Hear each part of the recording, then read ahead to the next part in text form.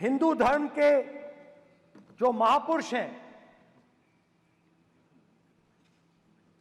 महापुरुष छोड़िए, अगर आप शिव जी को देखें तो क्या हो रहा है सर?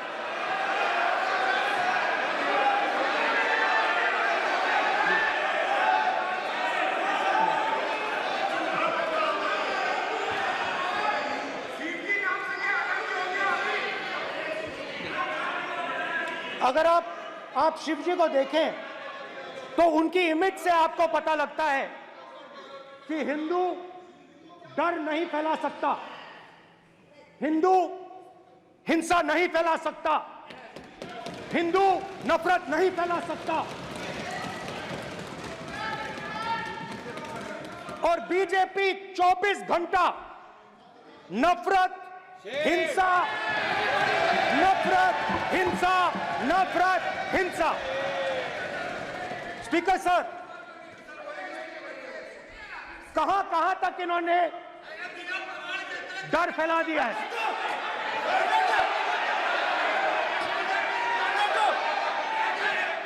प्लीज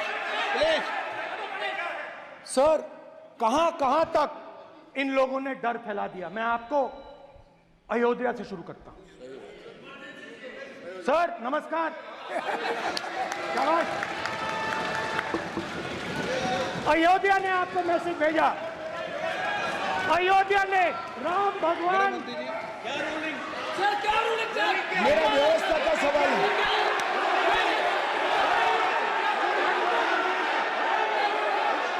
इस सदन के नियमों की पुस्तिका, इससे कुछ सदस्यों को क्या मुक्ति दे दी गई है? आपके गाइडेंस के बाद भी बार बार तस्वीर बताना, पूरे बीजेपी को हिंसा कर रही है ऐसे कहना, खड़े होकर एक दूसरे के बीच में हस्तधून करना, सारे नियम इनको लागू नहीं होते हैं। नियम मालूम नहीं है तो ट्यूशन रख ले साहब, सदन इस तरह से नहीं चल सकता है। ये सदन, मेरा आपसे आग्रह है कि ये सदन ऑर्डर में रहना चाहिए, नियमों के अनुसार रहना चाहिए।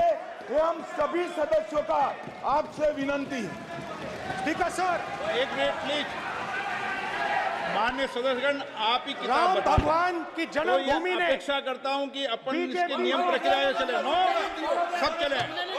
नो, आपने बताया था नियम। नो,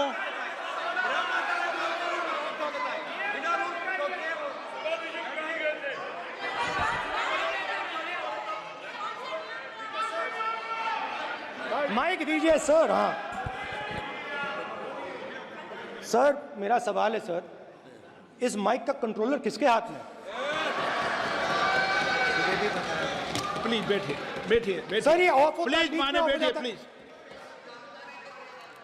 ये बार कई बार विषय उठ गई और बहुत गंभीर, और माननीय सदस्य, आप प्रतिपक्ष के नेता हैं, आप सदन के बाहर भी ये बात कहते हैं कि माइक बंद कर देते हैं।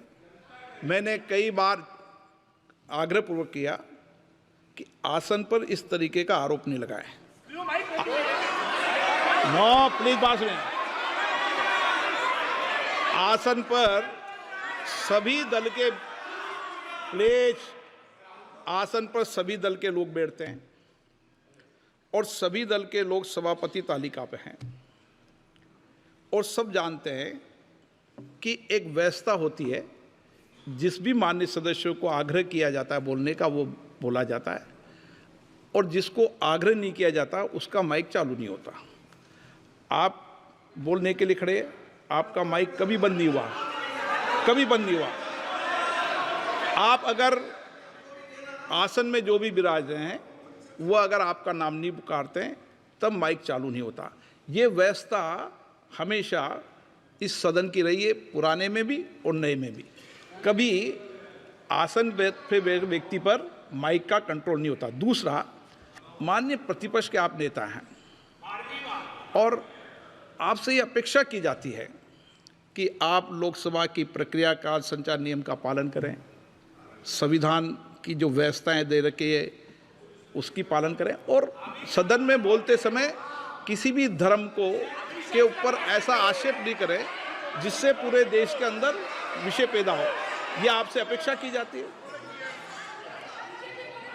सर, मैं बिल्कुल आपकी रिस्पेक्ट करता हूं स्पीकर सर, मगर मेरे भाषण के बीच में सच्चाई ये है कि माइक ऑफ हो जाता है। मैं क्या करूं, हो जाता है वो। अब आपने देखा मैंने अयोध्या शब्द यूज किया और माइक ऑफ हो गया। नो,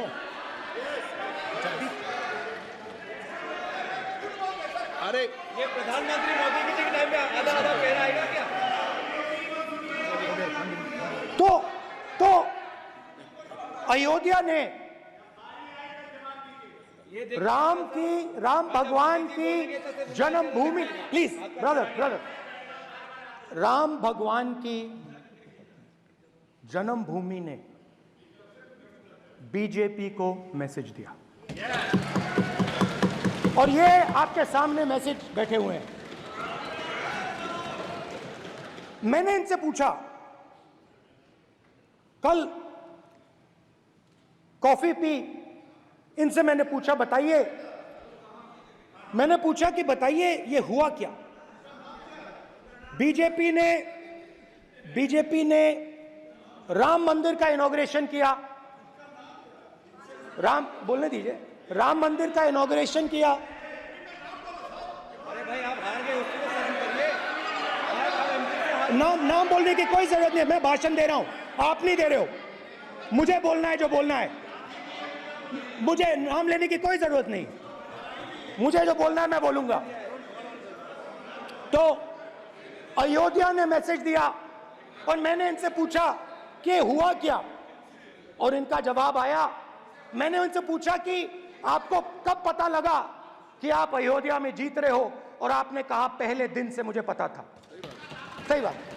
और मैंने कहा ये क्या हुआ, उन्होंने कहा राहुल जी अयोध्या में एयरपोर्ट बना, अयोध्या की जनता से जमीन छीनी गई और आज तक उन्हें मुआवजा नहीं मिला है। उन्होंने कहा, सही बात, उन्होंने कहा कि अयोध्या में जो भी छोटे छोटे दुकानदार थे, जो भी छोटी छोटी बिल्डिंग्स थी, उन सारों को तोड़कर गिरा दिया गया और उन लोगों को सड़क पर कर दिया गया। इन्होंने यह भी कहा कि अयोध्या के इनॉग्रेशन में अयोध्या की जनता को बहुत दुख हुआ, क्योंकि इनॉग्रेशन में अदानी जी थे, अंबानी जी थे, मगर अयोध्या का कोई नहीं था। और ये कारण था कि अयोध्या की जनता में, उनके दिल में नरेंद्र मोदी जी ने भय डाल दिया। उनकी जमीन ले ली, उनके घर गिरा दिए, और फिर अयोध्या के गरीब लोगों को, किसानों को, मजदूरों को मंदिर के इनॉग्रेशन तक नहीं जाने दिया। मंदिर के इनॉग्रेशन छोड़ो, उसके बाहर भी नहीं जाने दिया। और इसीलिए अयोध्या की जनता ने सही मैसेज भेजा। अच्छा, इन्होंने मुझे एक और बात बोली, 3 बार इन्होंने कहा कि 3 बार नरेंद्र मोदी ने टेस्ट किया, 2 बार क्या मैं अयोध्या से लड़ जाऊं, और सर्वेयर्स ने कहा अयोध्या में मत लड़ जाना, अयोध्या में मत लड़ जाना, अयोध्या की जनता हरा देगी। और इसीलिए प्रधानमंत्री वाराणसी गए और वहां बच के निकले।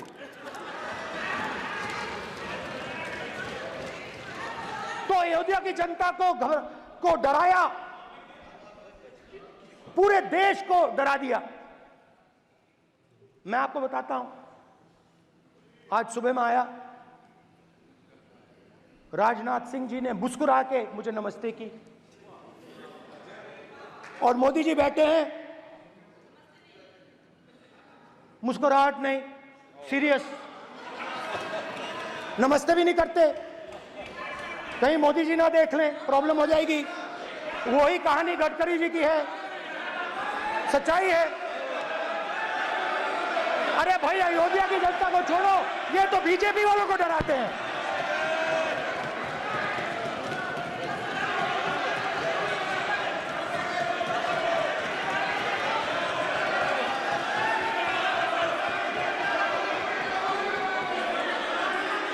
माननीय सर क्या है? माननीय एक मिनट, माननीय प्रतिपक्ष के नेता, एक मिनट, माननीय प्रतिपक्ष के नेता, आप सदन के वरिष्ठ नेता हैं। मेरा आपसे आग्रह है कि राष्ट्रपति अभिभाषण पर डिबेट हो रही है, इसकी गरिमा, राष्ट्रपति अभिभाषण की गरिमा रखे ना। ये तो अपेक्षा आपसे सब करते हैं कि आप राष्ट्रपति अभिभाषण पे बोले, नीतियां पे बोले, कार्यक्रमों में बोले। आप व्यक्तिगत रूप से नहीं। अगर आप ये उचित मानते हैं क्या? स्पीकर सर, ये उचित है? अगर आपकी पार्टी इसको स्पीकर सर। उचित मानती है तो मुझे कुछ नहीं कहना। स्पीकर सर, माननीय अध्यक्ष जी, लोकतंत्र ने और संविधान ने मुझे सिखाया है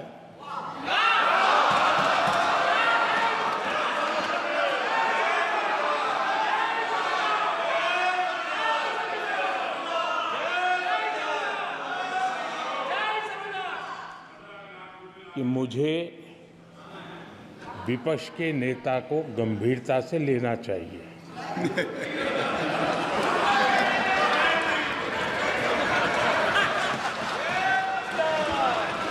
स्पीकर सर, आपने कहा कि डिबेट प्रेसिडेंट्स एड्रेस पे होनी चाहिए।